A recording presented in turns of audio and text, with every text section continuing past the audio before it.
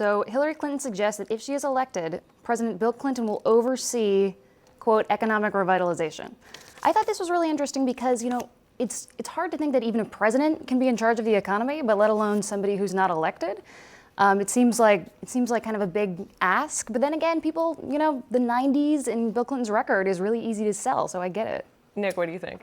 Well, the Time cover story made a pretty convincing case that it's a horrible idea, actually. In a lot of ways, the income inequality increased under Clinton. The financialization of the economy increased under Clinton.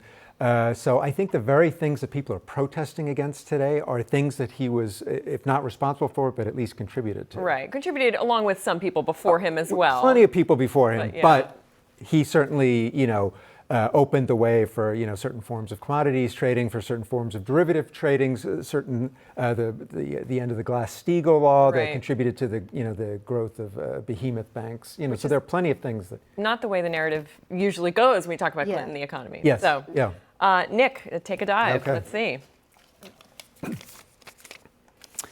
Walmart brings cheer to the retail industry, reporting strong sales and sending shares up 10% this morning. This was just today, yeah. So my reaction to this is it's all about context, right? Their same-store sales go up 1%, and the market applauds as you see the stock rises.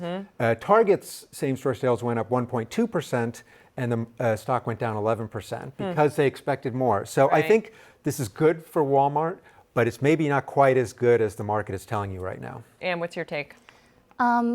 I think it's interesting. You look at Walmart. A lot of retailers are struggling with the shift to online.